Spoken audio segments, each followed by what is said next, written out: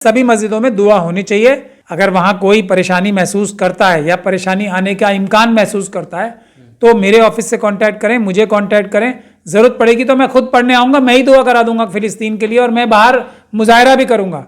जिस भी police officer को कोई तकलीफ होगी वो आएगा, मुझसे बात करेगा। ज्यादा से ज्यादा तादाद में पूरे मुल्क में ना सिर्फ दुआएं होनी चाहिए बल्कि फिलिस्तीन के हक में और ज़ायनिस्ट ताकतों के खिलाफ, इजराइल की ताकतों के खिलाफ जबरदस्त मुजाहरे भी होने चाहिए। ज़ायनिस्ट ताकतें और मनुवादी ताकतें बहुत दिनों से हाथ मिलाए हुए नजर अब आ रही हैं। ये पूरी दुनिया में जहां जहां भी जुल्म हो रहे हैं वो ज़ायनिस्ट ताकतें और मनुवादी ताकतें यानी कि आरएसएस और मोसाद, पूरी दुनिया में हर एक मुल्क में इजराइल की मुखालफत हो रही है, बेंयामिन नेतन्याहू की मुखालफत हो रही है, उसे टेररिस्ट कहा जा रहा है जो वो है भी।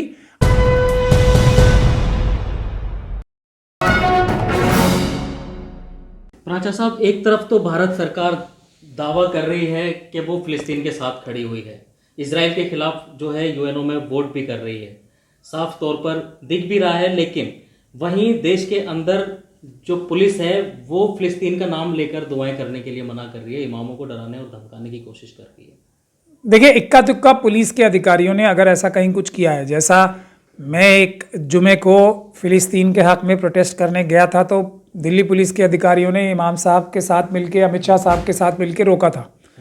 तो उसके बाद मैंने उनके खिलाफ कानूनी कार्रवाई की थी। तो वो पूरे मुल्क में, पूरे देश में मैसेज गया था एक कि इस तरह की कार्रवाई अगर पुलिस करेगी तो पुलिस के खिलाफ भी कानूनी कार्रवाई हो सकती है। तो ये कोई भी पुलिस का अधिकारी अगर ऐसा कहीं भी कर रहा है तो वो गैर कानूनी है। ना सिर्फ दुआएं करने से का मैं आह्वान कर रहा हूं बल्कि मैं सभी लोगों से बार बार गुजारिश कर रहा हूं, बार बार ये आह्वान भी कर रहा हूं और बार बार ये अपील भी कर रहा हूं कि ज्यादा से ज्यादा तादाद में पूरे मुल्क में ना सिर्फ दुआएं होनी चाहिए बल्कि फिलिस्तीन के हक में और ज़ायनिस्ट ताकतों के खिलाफ, इजराइल की ताकतों के खिलाफ जबरदस्त मुजाहरे भी होने चाहिए। ये मेरी अपील पे है। तो अगर किसी को कोई कानूनी कार्रवाई करनी है तो मेरे खिलाफ करे। पीसफुल प्रोटेस्ट करना हमारा कानूनी हक है। आर्टिकल 51 जो है वो इंटरनेशनल पीस स्थापित करने के लिए और मुल्कों में आपस में भाईचारा बनाने के लिए भारत की सरकार की जिम्मेदारी लगाता है। और सरकार के मालिक जो हैं, हम भारत के नागरिक हैं, तो भारत के नागरिकों की ड्यूटी जो है आर्टिकल 15 कैपिटल ए लगाता है कि वो संविधान के जो गोल्स हैं, जैसे इंटरनेशनल पीस स्थापित करना, उसके लिए कोशिश करना हर एक नागरिक की जिम्मेदारी है, इमामों की भी जिम्मेदारी है।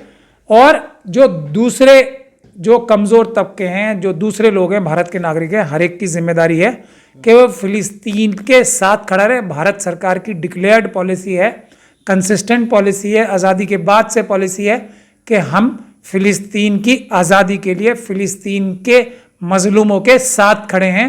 ये कोई पहली बार ऐसा नहीं हुआ है। हाँ, मोदी जी अपने दोस्त अडानी के चक्कर में आके बहुत सारी चीज़ें कई बार गलत कर जाते हैं, उस पर ध्यान नहीं देना है क्योंकि वो भारत की पॉलिसी नहीं है। वो अडानी का जो किस बुनियाद पर मना कर रही है कि आप फिलिस्तीन का नाम लेकर दुआएं ना मांगें? देखिए, कोई भी पुलिस का अधिकारी भी तो अपराध कर सकता है। ये अपराध है, ये भारत के संविधान के खिलाफ है ऐसा कहना। तो जो पुलिस का अधिकारी ये अपराध कर रहा है, जुमे को उस मस्जिद में फिलिस्तीन का नाम लेकर दुआ नहीं की गई फिलिस्तीन के लिए, तो मैं यही कह सकता हूं कि जिस भी मस्जिद में ऐसा हो रहा है, अगर वहां कोई परेशानी महसूस करता है या परेशानी आने का इम्कान महसूस करता है तो मेरे ऑफिस से कांटेक्ट करें, मुझे कांटेक्ट करें। जरूरत पड़ेगी तो मैं खुद पढ़ने आऊंगा, मैं ही दुआ करा दूंगा फिलिस्तीन के लिए, और मैं बाहर मुजाहरा भी करूंगा। जिस भी पुलिस ऑफिसर को कोई तकलीफ होगी वो आएगा, मुझसे बात करेगा। जैसे जामा मस्जिद पे हमने मुजाहरा किया, पुलिस ने अगले जुमे को कुछ नहीं किया क्योंकि वो कर ही नहीं सकते कानूनी। अगर कोई करता है तो वो अपराध है, गुनाह है, जुर्म है। आप लोग बिल्कुल ना डरें। आप लोगों को पूरी ताकत लगा के फिलिस्तीन के साथ खड़े होना है। ना सिर्फ फिलिस्तीन के साथ खड़े होकर इजराइल और ज़ायनिस्ट ताकतों के खिलाफ प्रोटेस्ट करने हैं बल्कि इजरायली प्रोडक्ट्स का भी बायकॉट करना है। सब इजरायली प्रोडक्ट्स का बायकॉट करना है। मेरे ट्विटर अकाउंट पे मैंने एक लिस्ट भी शाया कर रखी है, अगर देखना चाहें तो मेरे ट्विटर अकाउंट पे लोग जाके देख भी सकते हैं। वो इजराइल की हिमायत में जो है कुछ हिंदूवादी संगठन भी प्रोटेस्ट कर रहे हैं। नहीं, वो देखिए, उनका काम है, उनको भी भारत का संविधान पूरी आज़ादी देता है। ज़ायनिस्ट ताकतें और मनुवादी ताकतें बहुत दिनों से हाथ मिलाए हुए नजर अब आ रही हैं। ये पूरी दुनिया में जहां जहां भी जुल्म हो रहे हैं वो ज़ायनिस्ट ताकतें और मनुवादी ताकतें यानी कि आरएसएस और मोसाद, और ये जो ताकतें हैं ये सब मिलके पूरी दुनिया में जुल्म कर रही हैं।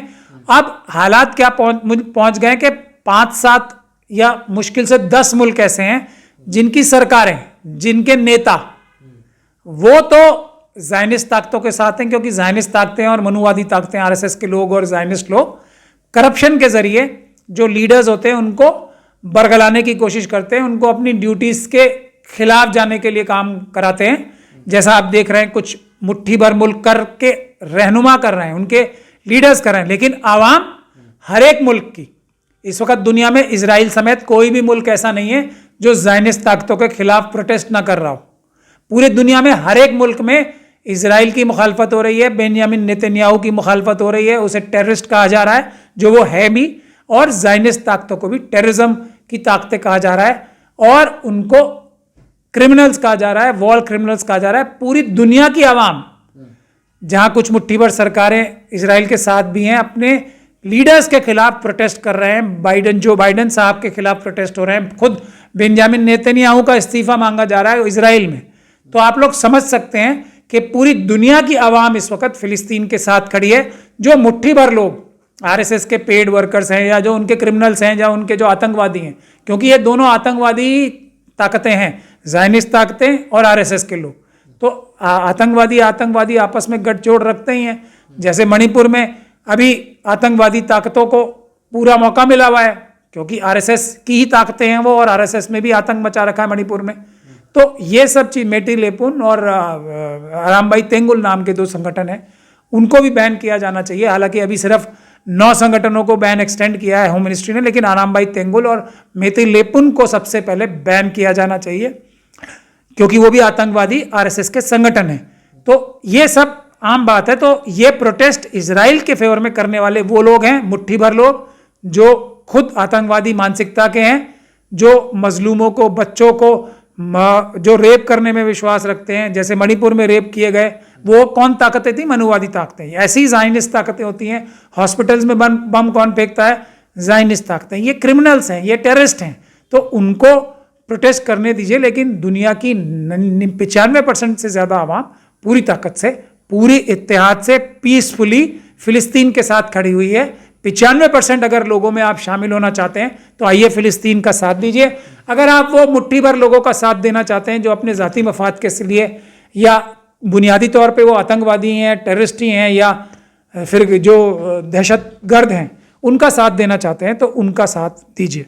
परसों फिर जुमा है, जुमा तो क्या लग रहा है कि जुमे के दिन दुआ की जाएगी उन्हीं मस्जिदों में? मेरे ख्याल से सभी मस्जिदों में दुआ होनी चाहिए, सभी मंदिरों में भी, सभी गिरजाघरों में, सभी गुरुद्वारों में, सभी बौद्ध विहारों में, सभी जगह फिलिस्तीन के मजलूमों के लिए दुआ होनी चाहिए। पूरी दुनिया में दुआएं हो भी रही हैं। खुद यहूदी जो हैं, जो ज्यूज हैं, वो ज़ायनिज़्म के खिलाफ प्रोटेस्ट कर रहे हैं, वो फिलिस्तीन के मजलूमों के लिए प्रोटेस्ट कर रहे हैं, वो फिलिस्तीन के मजलूमों के लिए दुआ कर रहे हैं।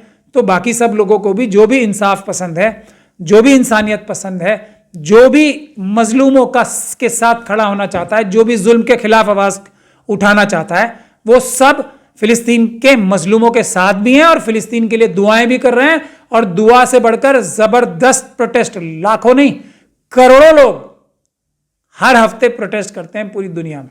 अमेरिका भी जो है अब इजराइल से दूरी बनाता हुआ दिख रहा है, क्या लग रहा है? नहीं, अमेरिका की तो कभी नजदीकी थी नहीं ना, अमेरिका की आवाम की।